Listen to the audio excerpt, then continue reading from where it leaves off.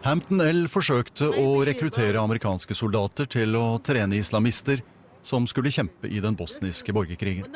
Han gjennomførte flere reiser til Europa og returnerte med dollarsedler teipet fast til kroppen. Hampton L's kone ble bekymret da hun oppdaget alle pengene. Det meste av disse pengene var ment til en militær treningsleir og en dojo, som er et treningssenter for kampsport. Somebody was using him as a front, and I didn't know that at the time, but I felt like something was wrong. I knew something had to be wrong. Why should somebody give you money, know you don't have money, and then don't ask you for anything back? But the truck's in your name, the dojo's in your name, everything's in your name. Why? FBI oppdaget at Hampton L hadde kontakt med en hjelpeorganisasjon i Wien, Third World Relief Agency. When I got assigned to the Al-Qaeda squad, I kind of kept an ear on to the Third World Relief Agency, but a lot of that stuff that was going through there was not blankets and, children's diapers and all. It was all military hardware that was going through. There's some very sophisticated stuff. Phenomenal amount of money that was, that was going through there. And again, some of the weaponry, and I remember even, cannons and all sorts of stuff that was just mind-boggling. So there wasn't a lot of blankets going through that office. Yeah. The Third World Relief Agency distribuerte i virkeligheten penger og våpen til hellig krig. Men hvor mye penger ble sendt gjennom denne organisasjonen, og hvem kontrollerte pengene? FBI etterforsket ikke dette grundig, men John og Fazla forfølger sporet.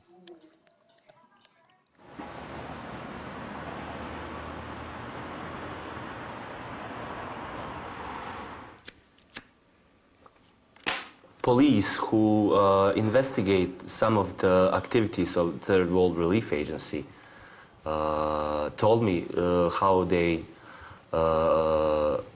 operate in practice. So they told me that they use synonyms for weapons supplies.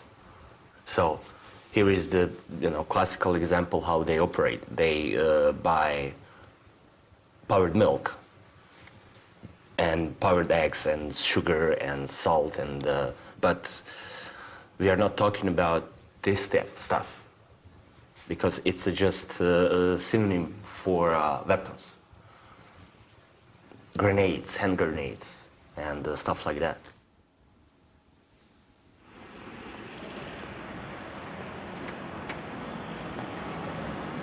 I Wien lokaliserte Fazla leiligheten til hjelpeorganisasjonens stifter, den sudanske statsborgeren El-Fatih Hassanain.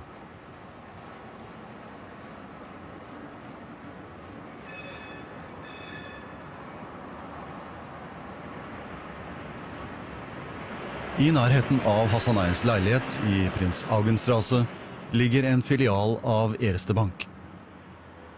Ifølge Fazlas kilder ble store mengder med pengesedler båret inn gjennom bankens bakdør.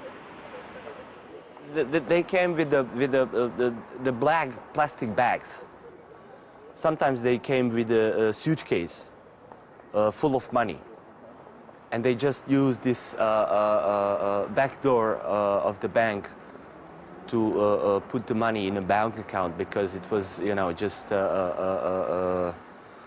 inappropriate to go into the bank with the bags full of money and suitcase. But nobody knows how much money was in that bags. Fazla oppsøker Erste Banks hovedkontor for å få noen svar. De nekter for at de vasket penger i Prins Augen-filialen, men bekrefter at hjelpeorganisasjonen hadde konto i banken. Have made a statement on Hungary. Could you have a look? The only surprise for me was that the Erste Bank gets a written approval from the Saudi Arabia. He mentioned that country specifically, and from some other Arab countries, that they are going to send the money on the bank account of the Third World Relief Agency. Kopplingen mellom Saudi-Arabia og Third World Relief Agency stemmer godt med John Bergers research. You follow the money to find its source, and the source was Saudi Arabia. Bosnia raised more money for extremism than virtually any other event you could point to in history.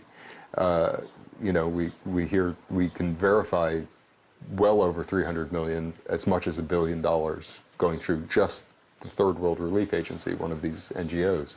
So my eyebrow went up at that. I was intrigued. John og Fazla etterforsket Third World Relief Agency gjennom bosniske politikilder, og ved hjelp av amerikanske retts- og etterretningsdokumenter. Noen av disse arkivene viser store utbetalinger til et firma kalt Multicom Information Systems. Eieren, Muradif Pait, viser seg å være en tidligere spion og kommunikasjonsspesialist som bistod den bosniske regjeringen under krigen. Han bor nå på et avsidesliggende sted i USA.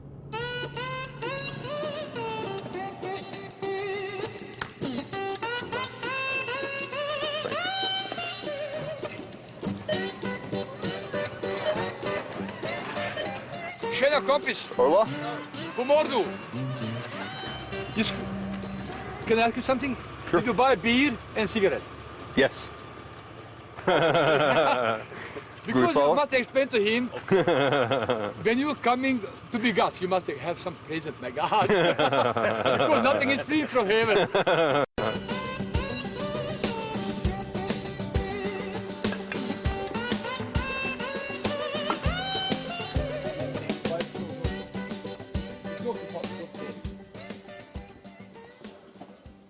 John Berger vil sjekke med ham hvor mye penger som ble vasket gjennom hjelpeorganisasjonen. About 300 million.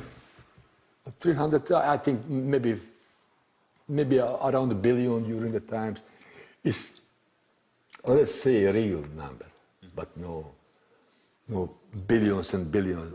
Even that is a fantastic number. That's a lot of money. John og Fazla vil også vite hva som videre skjedde med pengene som gikk gjennom Third World Relief Agency.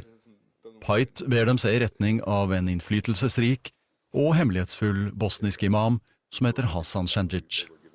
Nobody of that people never was witness. Nobody don't know exactly.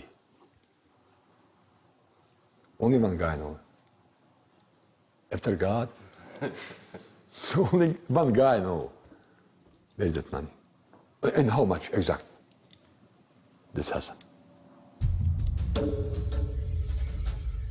Hasan Shandjic var statssekretær i Bosnias forsvarsdepartement under borgerkrigen, men var i virkeligheten en av landets mektigste menn. Han var overvåket av både europeiske og amerikanske etterretningstjenester. Fra CIAs hovedkvarter utenfor den bosniske hovedstaden Sarajevo fulgte de ham tett i flere år. Shandjic was a very interesting guy that we followed for a long time, but really couldn't put a nail into him. But he was clearly able to supply an awful lot of guns into Bosnia. I would say that this fellow was probably one of the top targets there were for the agency and for European services at the time. National Security Agency, som holder til i den amerikanske delstaten Maryland, en etterretningsorganisasjon som samler og analyserer all utenlands kommunikasjon og signaletterretning. John Schindler har jobbet her som Balkan-ekspert. Også han godt kjent med Shandjic. Hasan Shandjic is almost the poster child for the genius way in which these people combine support for jihad, truly a very radical vision that again has very little support actually in Bosnia, networked in with the global jihad movement, close ties to Iran, and massive corruption. John og Fazlas undersøkelser viser en tydelig link mellom Al-Qaeda, Third World Relief Agency og Hasan Shandjic. Dette dokumentet avslører at Hasan Shandjic overførte penger til Al-Qaeda-sponsoren Wali Ulaiden.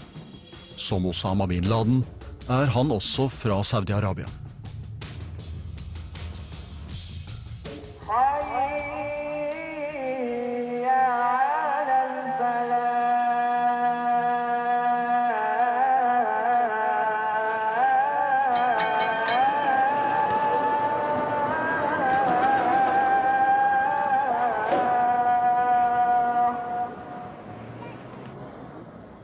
John har kommet til Bosnia for å se om de kan finne flere spor etter